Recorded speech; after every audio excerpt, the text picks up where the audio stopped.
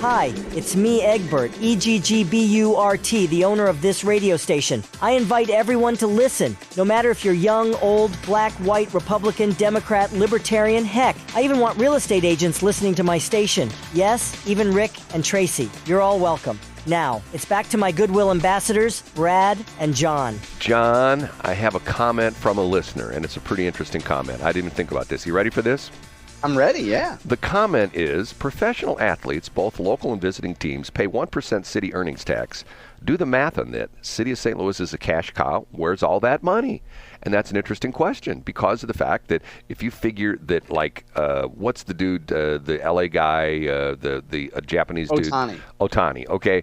If he comes to town. Ohtani Ohtani contained, and he shows up with his matching Jaguars, which he does his pregame warm up on, right? Okay, if he shows up and they get 1% of whatever he makes, and you can do the math, if he's getting let's say if he's getting, I don't know, $100 million a year, you divide that by 162, so that game he's making, let's say he's making $100,000, they just made 1% off, 1% tax would be $1,000, right? 10% would be $10,000, so they made $1,000. So you figure in a Cardinals game, if they have some high-powered talent from another team, and we have some high-powered talent, some high-paid talent, you figure that there's probably what? 20, 30, 40, 50,000, maybe $100,000 in money that night in one game? Yeah, that's a great point, Brad. I wonder who is documenting where that money goes. The city of St. Louis could buy a school bus for every game. Think about it. If they got 82 games at home or 81 games at home, 162 games, 81 games at home,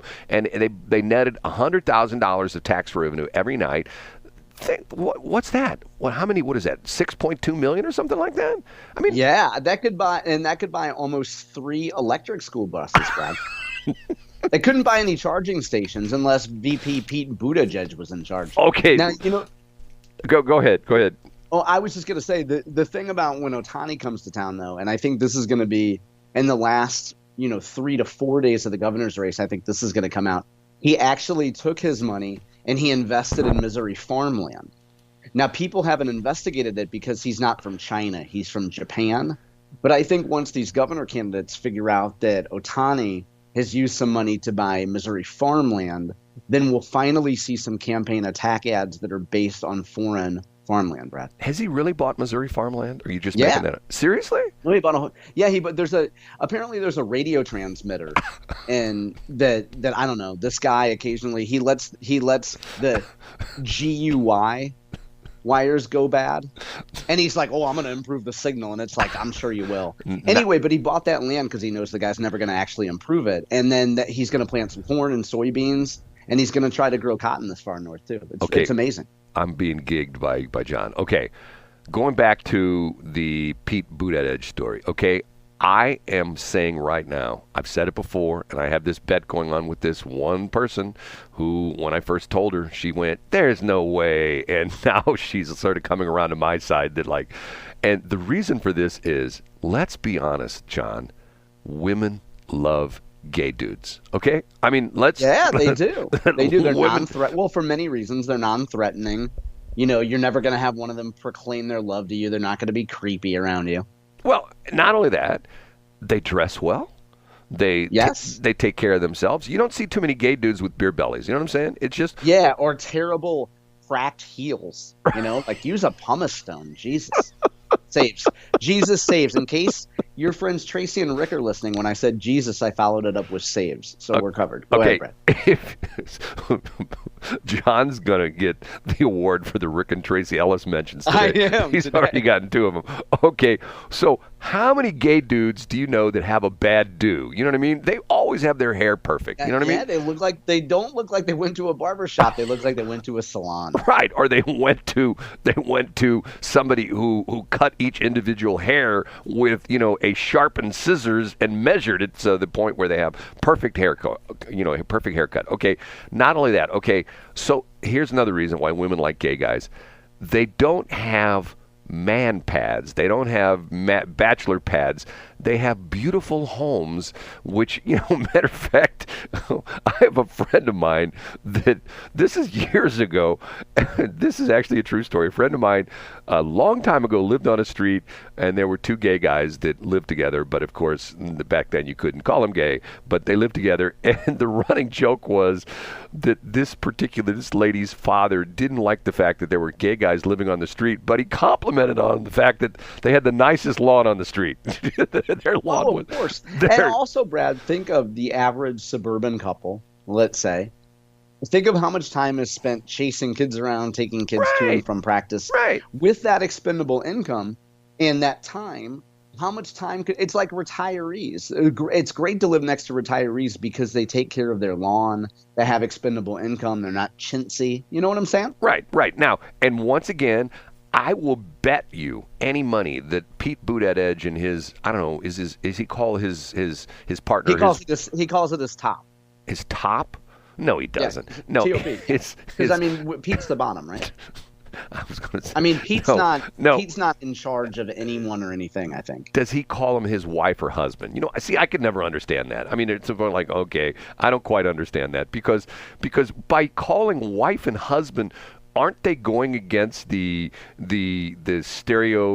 sexual stereotypes?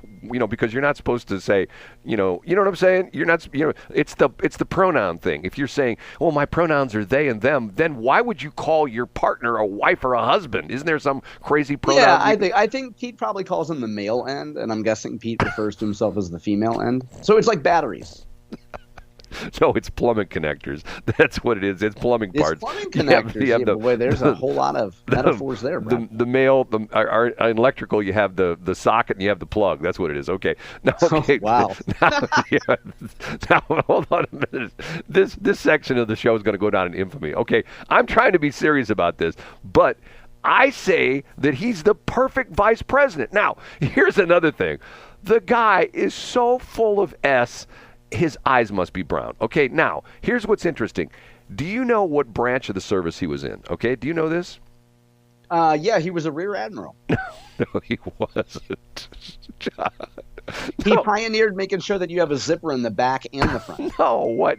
Well, you're sort of correct because a lot of people think he was in the Army. He was actually in the Navy, okay? But you're not going to like when I tell you this.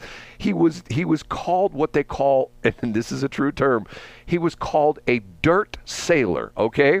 Oh, I bet he was. How many times was he written up for playing in the dirt box, bro? Okay, a dirt sailor, my phone's going crazy. A dirt sailor is essentially a sailor who is not assigned to a vessel. In other words, his job is on land. Okay. Wow. And the thing about it is they claim he was what do you call it? He was like a CIA kind of guy. He was a investigation kind of guy, but he actually you're saying he was under the covers. Keep going, Brad. Why are you laughing? We're having a serious military talk. Go ahead. He was a psyops guy. You know what psyops is? Psychological operations. Psychological operations. Okay. Sure. Okay. So the interesting part of this is there's an article. I think it's on The Hill, and you can find it. Matter of fact, if you want, I'll send you. Take a look at it. That how this happened was a reporter from South Bend, Indiana, who that's where Pete was the mayor. This is when Pete was still the mayor. He decided he wanted to find out about Pete Buttigieg's military service. So he did a FOIA request, and that's the Freedom of Information thing where you can, essentially send a little nastygram, or not nastygram, but a letter to the government saying, I want everything you know about this, and they have to give you the stuff. Maybe 10 years from now, but they give it to you. But if they do give it to you, they give it to you redacted. And the interesting thing was Pete Buttigieg's record came back with all sorts of redactions in it. I'm going like, okay, now hold on a minute now. What did he do that they're redacting his record? And apparently he's got a book or something like that. And his quote was, he would start off his day by putting on his flak jacket and his plate carrier with his bulletproof, plates and stuff like that. He would grab his M4 and he would get into a Humvee and he would go out the gate and we'd go, quote, unquote. Wait, you said he would get into a Hummer. No, it's Humvee. Oh, okay, go ahead. Okay. John. Because he was giving those away in the Navy. Isn't that why he got in trouble? Like, you can't give every one of your fellow sailors a Hummer. It's distracting. Okay, the Humvees are distracting. He would get into his military vehicle. Is that better? He would get into his military vehicle, and he would go out to the wire, and he would go, and you're going to laugh when I tell you this, but he would go fraternize with the locals, okay? That's good. I mean, he's got to blow off some steam. I swear this is true. So what he was doing was he was doing his psyops thing, but he was also gaining intelligence information. He was like an intelligence officer, and he was getting information on the locals, and he was trying to break up their banking, relationships. In other words, somebody's paying for IEDs. Who's the person?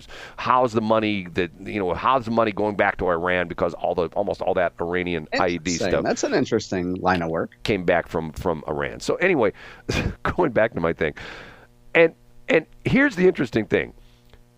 What did people criticize Joe Biden for? I mean, besides the obvious things, but what did the Republicans criticize Joe Biden for? He's too old, he's too old, he's too old, okay? Now that Joe Biden is gone, I've seen this 3 times where Pete Buttigieg is on television with the talking points saying, and it's terrible that we have an elderly person running for president. Donald Trump is an elderly person who just doesn't have all his cognitive functions anymore. I'm going like, oh my God, talking about spin, a month ago, if you would have said to Pete Buttigieg, "Hey, you're Joe Biden. He's an elderly." Well, no, he's sharp as a tack. You should see him in meetings. I'm on the cabinet. I mean, he's running around the room doing push-ups while we're studying things. We put in a pull-up bar in the cabinet room, and he's doing pull-ups in there. And there's a weight machine. And matter of fact, Planet Fitness has a little office off. Well, I bet it would be Planet Fitness. If Pete's going to go to any gym, Joe's going to go to any gym, it'd be Planet Fitness. No, not Planet Fitness. No, not Pete. The president's going in his little. He's got a little annex off the Oval Office.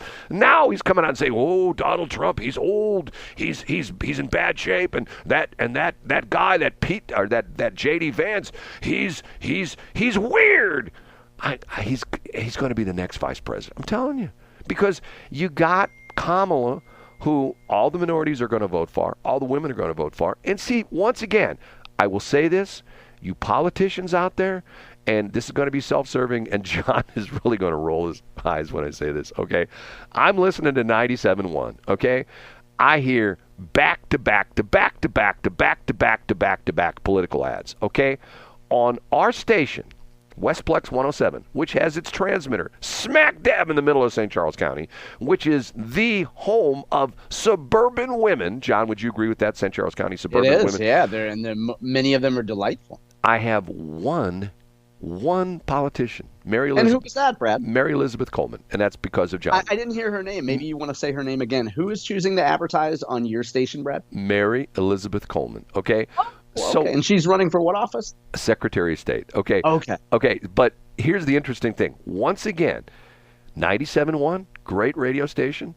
Let me tell you, people, 97.1 talk radio, as far as audience is concerned, is anywhere from 80 to 95% male. So if you're blowing all your budget on 97.1, you're getting all the guys like me, but you're not getting the women. But yet, the politicians, what I always say, well, we've had to appeal to suburban women. And what's the whole rub with J.D. Vance?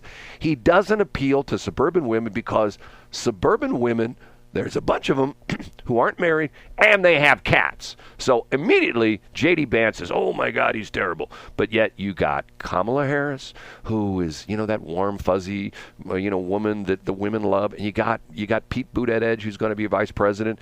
It's like they get it. But these local schlubs here, like mainly the Republicans are buying all the time in 97.1, they don't get it. Can I tell you something that you're right about? And there's one thing that I've moved over to your way of thinking about, Brad, because I give you a hard time about this a lot. I know we only have about a minute in this segment, but I think we should spend it on this. The one criticism you have of candidates not advertising, on your Westplex 107.1 is that I can't believe that Phil Christofanelli, of all candidates, is not advertising on your station. Now, I give you a hard time about leaving voicemails for people and texting people and this stuff that I say, Brad, nobody answers their phone, nobody listens to voicemail. I can't believe that of the hundreds of thousands of dollars that Phil Christofanelli has raised and your long-standing relationship with him and his family, I can't believe that he is not advertising on your station. I literally cannot believe it. How about Bill Eigel? Bill Eigel was one of my customers. When he owned St. Louis Skylights, he was one of my clients. Okay, but hold on. I'm going to stop you right there. Yeah, and I know you're friends with Cindy Christofanelli, and I know she's a personal friend of yours, but I wouldn't expect Bill Eigel to advertise on your stations because 15 years ago you had some kind of a business relationship with him. And Bill Eigel, by the way, has plenty of other parts of the state where he needs to increase his name identification. So let's get back to Phil Christofanelli. How is Phil Christofanelli not returning your text messages and your phone calls? How is he locked in a tight race? How is he not returning your texts and your phone calls, Brad? Well, I've not contacted him directly. I've contacted his people. Matter of fact, I've got 3 phone numbers for his various people. One's a PAC and one's a this and one's a that. And 2 of them have never returned my phone calls, and the third one essentially said, "We'll think about it." Well, today is a week from the election, and they're not gonna advertise. And by the way, I was under the mistaken impression maybe that you had made a direct appeal to Phil. No, and if you hadn't, then okay, then I stand corrected. But I have to his mom, and essentially she said, "I don't call the shots." Okay, fine, I get it. Once again, but see, here's the thing, and this is the other thing that bothers me about this as well too. They all talk about almost all the candidates say we have to support local business. I'm a local business guy, okay? And once again, nothing against 97.1, but you look at all the big stations in St. Louis. Odyssey owns 97.1 and KMOX and Y98 and KZK, all those stations, okay? They're headquartered in Philadelphia, okay? iHeart owns The Bull and Z1077 and 5 or 6 other stations. They're headquartered in New York. Hubbard, which owns the 93 WIL and KSHE and The Point, they're headquartered in Minneapolis. So when you write a check to those people, guess what? It doesn't stay local. It goes to another city. You write a check to me, I deposit it in a local bank, and I spend my money locally. I'm buying gas locally. I'm buying, I was at Home Depot last night buying some stuff. I'm spurring the economy. That's a great example. And now a great experiment, Brad, on Wednesday would be, what do you think would happen if you texted Phil Christofanelli himself? I don't know. He probably would ignore me. But see. Well, but I mean, why? And I know this sounds like admin stuff. And listen, I'm not an ad salesman for you. I'm just saying that I can't believe that Phil Christofanelli is not advertising on the radio. John, I'll give you one better. Matter of fact, do you want to talk about this the next year? Do we have a... Yeah, let's talk about it. Okay. I'd be happy to. I'll give you one better that and I talked about this one time before, and I don't want to sound like to a certain extent, I get it. You know what? If you got money, you are under no pressure to spend it with me. You can spend your money wherever you want. But I just say that to me, it's like, speak with forked tongue. You know what I mean? We want to support local businesses. Hey, here I am, and they don't support me. You know what I'm saying? I do, and let me just say one more time before break. I have given you a hard time about this, Brad, because in some respects, you have at times occasionally been a little bit silly about it, but you are absolutely right about this fundamental point. Okay, I appreciate it, John. And that's going to be a mark on the wall because I never get complimented by John. It's always like, it's like me doing the Pete Buttigieg thing where John has to throw 4,000 double entendres into my little dissertation. Hey, Pete just got called back from his book. He said he should have never talked about how he got off the ship and he was leaking. Leaking secrets, Brad. This message has been brought to you by Pete for Navy Seamen. Thanks for checking out the Brad and John Show podcast. This segment of the show is brought to you by John Combest's book, Stalking, Harassment, Internet Trolling, A Guide to Recovering and Rebuilding After Online Attacks. It's a great reference if you've ever been the unfortunate target of a social media attack. It's available on Amazon. Just search John Combest. That's Combest, John Combest, and the book will show up in your search results. Now it's time for another segment of the Brad and John Show. Can you handle it?